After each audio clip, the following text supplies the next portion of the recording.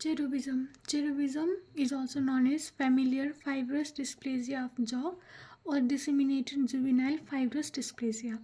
And it is a non-neoplastic disease affecting only the jaw. यो चाहिँ एउटा non neoplastic disease हो जसले चाहिँ जलाई म्याक्जिला अथवा म्यान्डिबललाई अफेक्ट गर्छ. यो चाहिँ अटोसोमल डोमिनेन्ट हो एन्ड जिन अन क्रोमोजोम 4 र यसमा चाहिँ there is a defective osteoclast.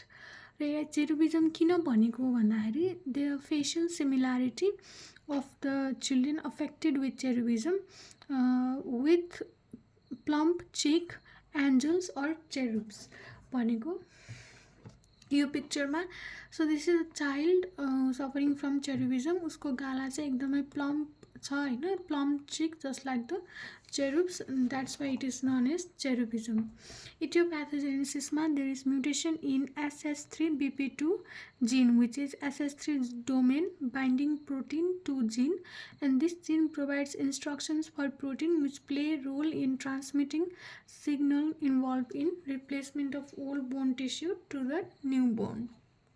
जब चाहिँ म्युटेसन हुन्छ SS3BP2 प्रोटिनमा अनि यो SS3BP2 जिनमा म्युटेसन भएपछि SS3BP2 प्रोटिनको प्रोडक्सन चाहिँ एकदमै धेरै हुन्छ होइन. So there is production of over active protein जसले गर्दाखेरि चाहिँ ज इन्फ्लेम्ड हुन्छ, म्याक्जिला र म्यान्डिबलहरूको इन्फ्लामेसन हुन्छ र there is increase production of osteoclast होइन.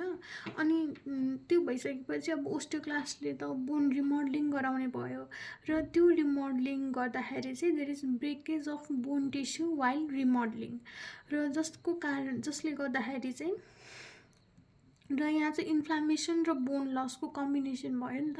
सो सुरुमा चाहिँ अब प्रोटिनहरूले गर्दाखेरि इन्फ्लामेसन भइरहेको थियो, ओस्टियोक्लास्ट एक्टिभेट गरेर बोन लस गरायो. सो यसको कम्बिनेसनले चाहिँ there is cyst like growth in the jaw र जसले चाहिँ चेरुबिजम गराउँछ. र चेरुबिजममा चाहिँ टोटल 11 म्युटेसन हुन्छ SS3BP2 जिनमा.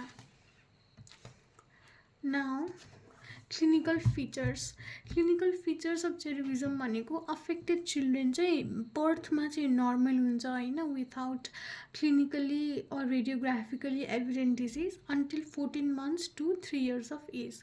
14 महिनादेखि 3 वर्षको एजभित्रमा चाहिँ त्यो सिम्टम्सहरू देखिन थाल्छ. जन्मिने बेलामा चाहिँ बच्चा नर्मलै हुन्छ र त्यो बेलामा देयर सिमेट्रिक इन्लार्जमेन्ट अफ ज होइन. 14 महिनादेखि 3 वर्षको अन्तरालमा चाहिँ जुन ज बोन हुन्छ त्यो चाहिँ सिमेट्रिकली बाइल्याट्रल्ली इन्लार्ज हुन थाल्छ. र सेल्फ लिमिटेड बोन ग्रोथ भनेको यो चाहिँ आफै लिमिट हुन्छ and stops by the age of 12 to 15 years. This bone growth begins to slow down until the patient reaches 5 years of age. 5 वर्षसम्म हुँदाखेरि चाहिँ अब बिस्तारै यो बोन ग्रोथको जुन रेसियो छ त्यो घट्दै जान्छ र प्युबर्टीसम्म पुग्दाखेरि चाहिँ अनि त्यसपछि यो स्टप हुन्छ until 12 to 15 years of age. At puberty, the lesion begins to regress. So यसमा चाहिँ कति एज भयो, एउटा 14 महिनादेखि एउटा बर्थ भयो. बर्थमा चाहिँ there is no any change. अब 14 महिनादेखि 3 वर्षभित्रमा चाहिँ the symptoms begin to appear which is symmetrical enlargement of the jaw. र 5 वर्षकोसम्म पुग्दाखेरि चाहिँ there is slow growth of the jaw र यो चाहिँ प्युबर्टीसम्म 12 to 15 years अफ एजसम्म चाहिँ यो बोन ग्रोथ हुन्छ, त्यसपछि चाहिँ रोकिन्छ होइन. So it begins to regress र it affects the jaw bilaterally and symmetrically जसको कारणले चाहिँ चेरुब लाइक फेस बन्छ. देयर इट इज पेनलेस र there is bilateral expansion of the posterior mandible. Posterior म्यान्डिबलको चाहिँ बाइल्याट्रली नै एक्सपान्सन भइरहेको हुन्छ. There is marked widening and distortion of the alveolar ridge. There is also cervical lymphadenopathy. The rim of sclera may be visible beneath the iris, giving the classic eye to heaven appearance. यो भनेको त्यो पेसेन्टले चाहिँ माथि हेरे जस्तो देखिने जस्तो यो पिक्चरमा जस्तो यो आइरिस माथि पोइन्ट भएर तल चाहिँ there is a rim of sclera visible जसलाई चाहिँ आई टु हेभन अपियरेन्स भन्छ. So this cherubism may be associated with Noonan syndrome, Ramon syndrome, the type 1 neurofibromatosis. Noonan, Ramon and type 1 neurofibromatosis. इसको oral manifestation मा there is agenesis of teeth. Agenesis भनेको absence of teeth अथवा defect in the development of teeth. जस्तो यो पिक्चरमा हेर्दाखेरि this is the radiology हैन. जस्तो यो चाहिँ cherubism हो, bilaterally नै posterior mandible को एक्सपान्सन भइरहेको छ र यसमा चाहिँ अब यो जुन टिथ छ त्यो चाहिँ कन्जेनाइटली नै एब्सेन्ट हुनसक्छ जसलाई अजेनेसिस अफ टिथ भन्छ. So there can be displaced teeth due to expansion हैन. जो एक्सपान्सन हुँदै गर्दाखेरि दाँतहरू पनि डिस्प्लेस हुनसक्छ. And premature exfoliation of teeth can occur and transposition and rotation of the teeth can also occur. So grading system of cherubism, it was given by Arnott in 1978, and according to this grading system, cherubism can be graded as grade 1, grade 2 and grade 3. Grade 1 मा चाहिँ there is involvement of mandibular ascending rami. जुन mandible को ramus छ दुईटै rami involved हुन्छ भने त्यो चाहिँ ग्रेड 1 भयो हैन. ग्रेड 2 मा चाहिँ maxilla को tuberosity र mandible को ascending rami दुईटै इन्भल्भ छ भनेपछि त्यो ग्रेड 2 भयो. ग्रेड 3 मा चाहिँ there is McCune-Albright syndrome associated with maxilla and mandible except the coronoid process and condyle of mandible.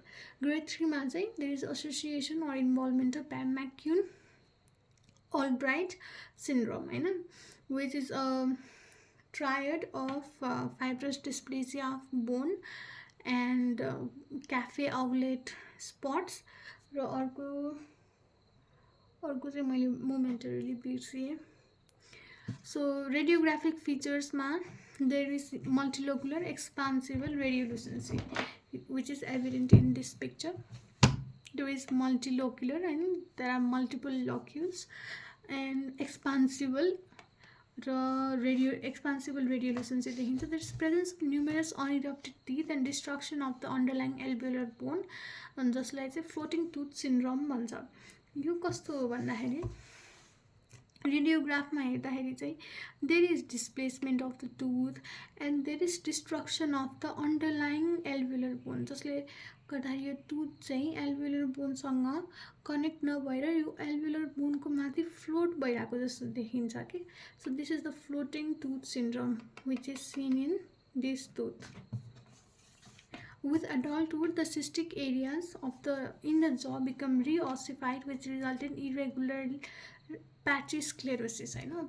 जस्तो अब एज बढ्दै जाँदाखेरि जुन चाहिँ सिस्टिक एरियाज थियो जस्तो यहाँ जस्तो यो सिस्टिक एरियाज थियो यो चाहिँ फेरि ओसिफिकेसन भएर रेडियोग्राफिकली चाहिँ एकदमै प्याची appearance patchy sclerosis हुन सक्छ. हिस्टोलोजी हेर्दाखेरि चाहिँ there is vascular fibrous tissue and there are multicellular giant cells which are a very important finding in cherubism. Also there is perivascular coughing which is eosinophilic cuff-like deposits surrounding the small blood vessel. So यो histology हेर्दाखेरि so यहाँ हामीले देख्न सक्छौं these are the multicellular giant cells हैन. multicellular giant cell and त्यसपछि vascular र fibrous tissue र perivascular coughing is seen in this picture. There is perivascular coughing जस्तो यो यहाँ चाहिँ अब स्मल ब्लड भेसल छ यसको वरिपरि चाहिँ जसरी इओसिनोफिलिक मटेरियलले चाहिँ यसलाई सराउन्ड गरेको छ. This is perivascular coughing.